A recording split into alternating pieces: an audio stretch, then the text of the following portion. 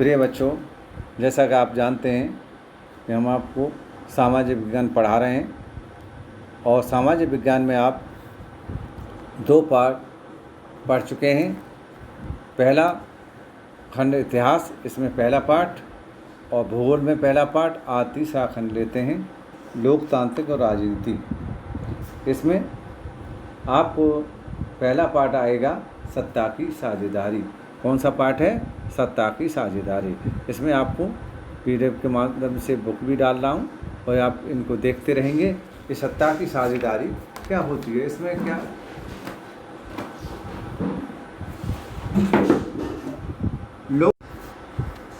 लोकतांत्रिक व्यवस्था में सत्ता की साझेदारी क्यों जरूरी है? इसका मतलब है अनेक प्रकार के जितने भी सामाजिक समूह के बीच आपस में टकराव या संघर्ष को कम करने के लिए होते हैं। सामाजिक टकराव आगे चलकर क्या होता है? जितने भी सामाजिक टकराव होते हैं आगे चलकर क्या होता है? प्राय एक बहुत विस्तृत रूप लेते हैं। किसका ले लेते हैं? हिंसा का। हिंसा राजनीतिक अस्थिरता का रूप धारण कर लेती है। एक फिर क्या होता है? जो हिंसा बढ़ जाती है राजनीतिक रूप धारण कर लेती है। इसीलिए सत्ता में हिस्सा दे देना या इसका विकेंद्रीकरण राजनीतिक व्यवस्था के स्वामित्व के लिए अच्छा होता है। आप जानते हैं सत्ता की साझेदारी या प्रजातंत्र का आधार है। जितने जो क्या समझे आप? सत्ता की साझेदारी प्रजातंत्र का आधार भी होती है। लेकिन लोकतंत्र के विकास के लिए इसका होना क्या है? लोकतंत्र के विकास के लिए क्या समझेंगे आप? इसका होना बहुत ज़रूरी है। आज के युग में लोकतंत्र में शक्ति किसके हाथ में होती है? जनता के हाथ में निहित होती है। इसका प्रयोग जनता कैसे करती है? आप समझते हैं? जनता किस प्रकार करेगी?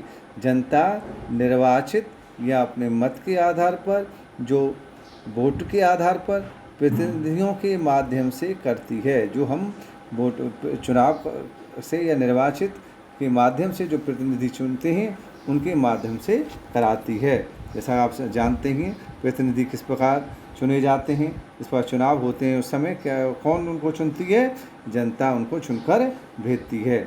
इसी प्रकार समस्त सामाजिक समूह सत्ता की साझेदारी के द्वारा शासन व्यवस्था से क्या होता है? इसी प्रकार जो समूह है सत्ता में साझेदारी के द्वारा शासन व्यवस्था से जुड़ा होता है। इसी प्रकार 2 आए हैं इसमें।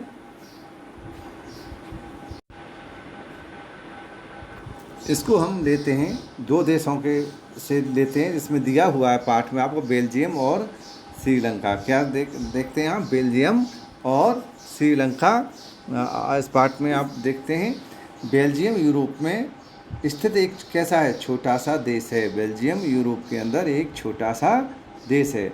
इसकी जो सीमाएं हैं किससे लगी हुई हैं? इसकी जो सीमाएं फ्रांस, जर्मनी, नीदरलैंड और लक्ज़मबर्ग से लगी हुई हैं। इस देश का जातीय समीकरण बहुत जटिल है। जो जातीय समीकरण है जातों का बहुत जटिल है।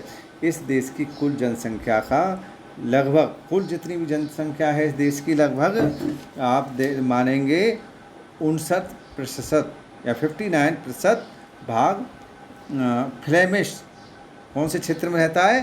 फ्लेमिश क्षेत्र में रहता है। इसकी जो फ्लेमिश क्षेत्र में रहता है इसकी भाषा ये कौन सी भाषा बोलते हैं? ये डच भाषा बोलते हैं। और इसके अलावा जो 40% लोग बचे हुए हैं, 40% जो जितनी भी जनसंख्या बची हुई है इसको हम बेलोनिया, जो एक बेलोनिया जगह है, क्षेत्र है, वहाँ पर रहती है। इसकी भाषा कौन सी है? इसकी ये कौन सी भाषा बोलते हैं? ये फ्रेंच भाषा बोलते हैं। शेष बचे हुए 1% लोग कितने? 1% लोग जर्मन भाषा बोलते हैं। जर्मन बोलने वाले भाषाओं का कितने प्रतिशत रहा? 1%। जिसमें कितनी भाषा बोलने वाले लोग हो गए? 2। जिसमें 59% कौन सी भाषा बोलते हैं? जो बोलते हैं फ्लेमिश क्षेत्र में रहते हैं वो कौन सी भाषा बोलते हैं? आप समझ गए होंगे, डच। और 40% जनसंख्या बेलोनिया क्षेत्र में रहते हैं वो कौन सी भाषा बोलते हैं? आप समझिए फ्रेंच भाषा बोलते हैं, बाकी 1% लोग जर्मन भाषा बोलते हैं।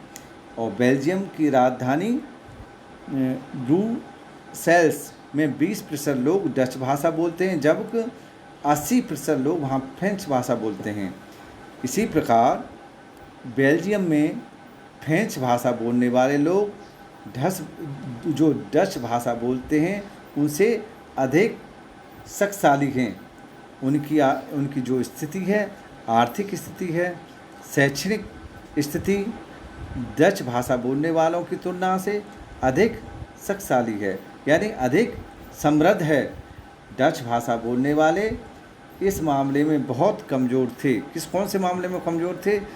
जिसके चलते 1950 और 60 के दशक में इन दोनों समूहों में क्या हुआ? दोनों समूहों में बहुत आपस में तनाव पैदा हुआ है। क्या हुआ है? तनाव की स्थिति, आपस में वैमनस्यता फैल गई। इसका सबसे अधिक प्रभाव क्या हुआ? सबसे अधिक प्रभाव हुआ ब्रुसेल्स में देखने को आपको मिलेगा। यह समस्या बहुत गंभीर थी, जिसको हम जटिल भी कह सकते हैं, क्योंकि डच बोलने वाले लोग संख्या बल में अधिक थे, लेकिन धन और समृद्धि के स्तर में, धन यानी आर्थिक स्थिति में कैसे थे? कमज़ोर। इसी प्रकार हम लेंगे श्रीलंका को लेते हैं। इसमें श्रीलंका में भी जातीय समूह के कई जातियों के लोग, समूह के लोग क्या हैं? बसे हुए हैं। इनमें पहली है सिंहल जाति समूह है। सिंहल जाति जो समूह है वो इनमें मेन है। क्या है? मेन। इसको प्रमुख भी कह सकते हैं, मेन है, प्रमुख है। इनकी जनसंख्या कुल जनसंख्या से लगभग कितनी है? इनकी जनसंख्या जो टोटल जनसंख्या है इससे 74% है। कितनी है? 74% है। लेकिन दूसरी तमिलों की तुलना में जिनकी जनसंख्या कुल जनसंख्या का 18%, कितना? कुल जनसंख्या का 18% है। श्रीलंका के तमिलों में 2 समूह हैं। कितने? श्रीलंका में तमिलों के भी कितने समूह हैं? तमिल जो रहने वाले लोग हैं उनके 2 समूह हैं। ये लोग मूल के तमिल और हिंदुस्तानी तमिल के रूप में जाने जाते हैं। कितने रूप जानते हैं? मूल में तमिल और हिंदुस्तानी तमिलों के रूप में इनको हम पहचानते हैं या जानते हैं। हिंदुस्तानी तमिल हैं औपनिवेशिक शासन काल से बागानों में, यानी कहाँ काम किया करते थे? ये बागानों में, बगीचों में काम किया करते थे। लेकिन बाहर से लाए गए लोगों की संतानें हैं। इनको कहाँ से माना जाता है? इनको बाहर से लाया गया है। यह भारत के लोगों की ये संतानें हैं। श्रीलंका में तमिल मुख्यतः उत्तर व पूर्वी क्षेत्रों में कहाँ पर बसे हुए हैं? उत्तर और पूर्वी क्षेत्रों में बसे हुए हैं। सिंहल समूह का धर्म, जो सिंहल समूह हैं, सिंहल समूह के लोग हैं, वो किस धर्म को अपनाते हैं? उनका धर्म है कौन सा है? बौद्ध धर्म। आप जानते हैं बौद्ध धर्म के अनुयायी हैं। किसके अनुयायी हैं? ये बौद्ध धर्म के अनुयायी हैं। और इसके अलावा क्या हुआ? तमिलों में हिंदू मुसलमान दोनों लोग सम्मिलित हैं या शामिल हैं। श्रीलंका के अंदर 7% ईसाई भी हैं। कितने प्रतिशत? श्रीलंका के अंदर ईसाइयों की भी संख्या है। ईसाइयों की कितनी संख्या है? 7%, जो तमिल और सिंहली दोनों भाषाएं बोलते हैं। कितनी? दोनों प्रकार की भाषा वो बोल लिया करते हैं। बेल्जियम और श्रीलंका में संबंधित सत्ता की साझेदारी से संबंधित संभावनाएं हैं। क्यों? बेल्जियम में डच भाषा बोलने वाले लोग अपनी बड़ी संख्या की वजह से फ्रेंच भाषा बोलने वाले जर्मन भाषा लोगों पर अपना क्या जमाए हैं? प्रभाव जमा सकते थे, लेकिन ऐसा नहीं। इसके कारण उनके बीच संघर्ष होने की संभावना थी। इसलिए इससे बेल्जियम का विभाजन हो जाता और राजधानी ब्रुसेल्स पर उसके पक्ष और अधिकार का दावा कर लेता। इसी प्रकार क्या होता है? श्रीलंका में सिंहली समूह का बहुमत होने की वजह से क्या होता है? श्रीलंका में सिंहली समूह का बहुमत होने की वजह से स्थिति से भी बेल्जियम की तरह से ही समस्याएं उत्पन्न होने की क्या थी? पूरी संभावनाएं थी। श्रीलंका में सिंहलों का समूह था मुख्य। जो सिंहली लोग हैं वो मुख्य हैं श्रीलंका में। सिंहली कुछ भागों की छोड़कर संपूर्ण श्रीलंका में निवास करते। कुछ क्षेत्रों को छोड़कर श्रीलंका के अंतर्गत कुछ पूरे क्षेत्र पर सिंहलियों का निवास स्थान है। श्रीलंका में तमिल भाषा लोग उत्तरी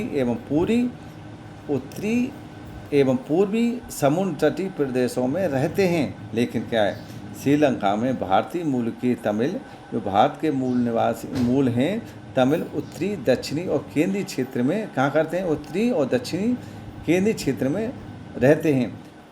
बहुत कम संख्या में मुसलमान समुदाय भी श्रीलंका में, बहुत कम संख्या में क्या है, मुसलमान भी निवास करता है। श्रीलंका के अंतर्गत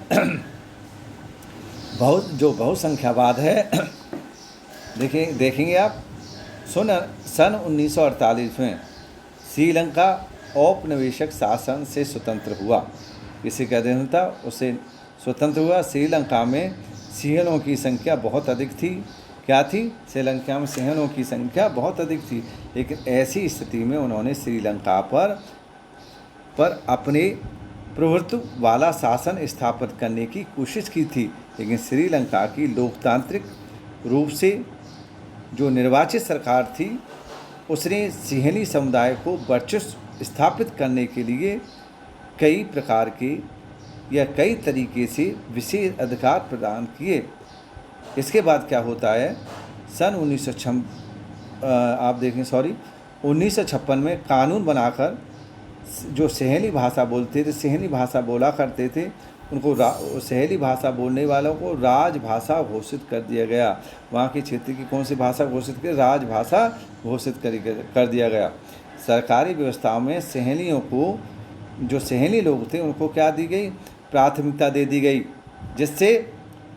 जिनमें विश्वविद्यालय, सरकारी नौकरियां सम्मिलित थीं। वरीयता दी जाती, इनको सबसे पहले वहाँ इनको हिस्सा दे दिया जाता था। इसमें भाग लेने के लिए विश्वविद्यालय और नौकरियों में इनको सबसे प्राथमिकता दी जाती थी।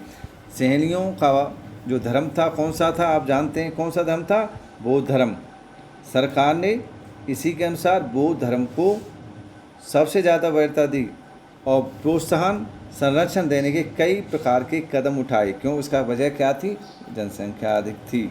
इसी प्रकार कानूनों और निर्णयों में तमिलों में बहुत क्या हो गया, कानून तौर पर आक्रोश पैदा हुआ। आप किसी को समझ सकते हैं, वरीयता देते हैं या बहुत ज़्यादा किसी को पावर देते हैं तो क्या होता है, आपस में वैमनस्यता फैल जाती। इसी प्रकार आपस में आक्रोश पैदा हो गया। उन्हें लगा कि सरकार उनकी भाषा, धर्म, संस्कृति को लेकर असंवेदनशील है। सरकार उन्हें सरकारी नीतियों एवं समान राजनीतिक अधिकारों से वंचित कर रही है और उनके साथ बहुत भेदभाव कर रही है। ऐसी स्थिति में सिंहली तमिल समुदायों के बीच क्या हो गया, आपस में क्या हो गया, आपस के जो संबंध थे बिगड़ने शुरू हो गए। बेल्जियम की समझदारी, आप देख रहे हैं इसमें बेल्जियम की समझदारी हेडिंग आया है। इसको समझने के लिए हम जानेंगे बेल्जियम में भी अलग अलग के समूहों में टकराव था। उसकी वजह क्या थी टकराव होने की? जैसे हमने आपको श्रीलंका में बता चुके हैं, बेल्जियम के नेताओं ने अपने देश के क्षेत्रीय अंतरों, सांस्कृतिक विविधता को स्वीकार किया।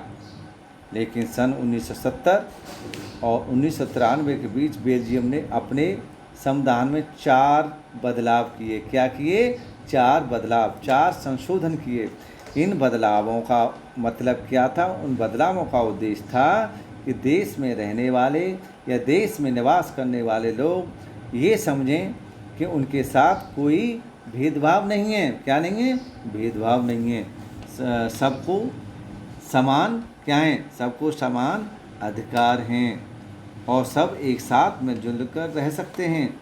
बेल्जियम के नेताओं ने संविधान में जो बदलाव किए थे उसके द्वारा जो व्यवस्था की वह बहुत ही अनोखी थी और कल्पनाशील है।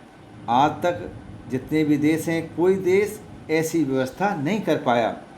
जो सबको बराबर समझे।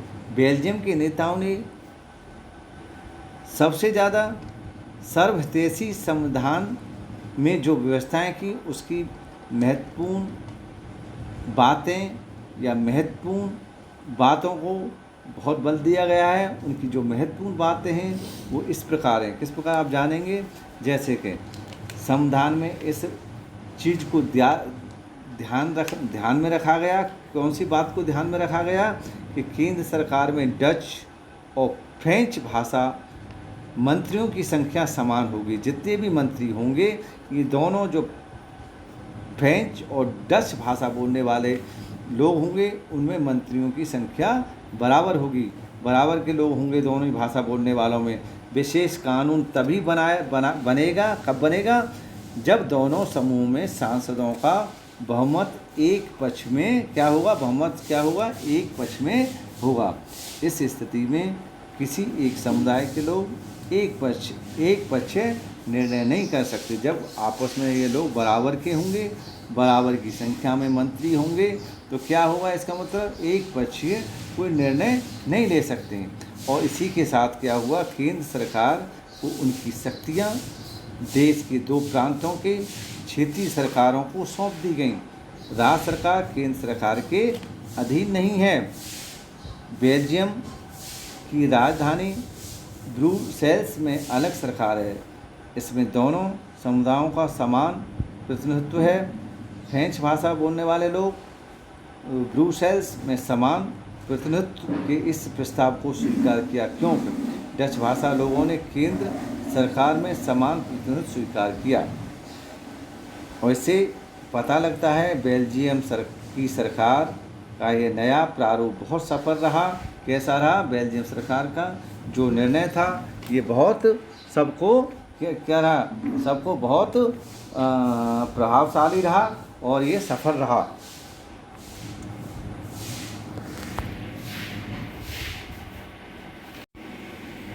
अब इसमें आया है सत्ता की साझेदारी क्यों जरूरी है। क्या समझे आप, इसमें सत्ता की साझेदारी क्यों जरूरी है। सत्ता की साझेदारी इसलिए ज़रूरी है, क्यों ज़रूरी है, इसलिए ज़रूरी है क्योंकि सत्ता के बंटवारे में समूहों में टकराव जो होता उसकी आशंका, उनका संदेह कैसा रहता, कम रहता है। आपस में टकराव की भावना नहीं होती है, टकराव नहीं हो सकता है। लोकतंत्र में अपनी भागीदारी के जरिए या भागीदारी के माध्यम से जितने भी समूह शासन व्यवस्था से जुड़े हुए होते हैं, क्या होते हैं, जितने भी समूह शासन व्यवस्था से जुड़े होते हैं, वो बहुसंख्यक समूह की इच्छा की शेष सभी पर शेष जितने भी समूह होते हैं और सभी पर थोपा जाए, और इससे सदैव उनकी क्या होता है, टकराव की स्थिति बनी रहती है। देश की एकता, देश की क्या हुआ, एकता और अखंडता के लिए यह स्थिति घातक हो सकती है। बहुसंख्यकों की मनमानी अल्पसंख्यकों के अस्तित्व को ही खत्म कर देती है। इसलिए सत्ता में साझेदारी का होना बहुत ज़रूरी है, लेकिन राजनीतिक व्यवस्था को स्थायित्व प्रदान करता है। अब इसमें आपने क्या समझा और क्या जाना, इसमें हम समझ सकते हैं। जैसे इसे जानने के लिए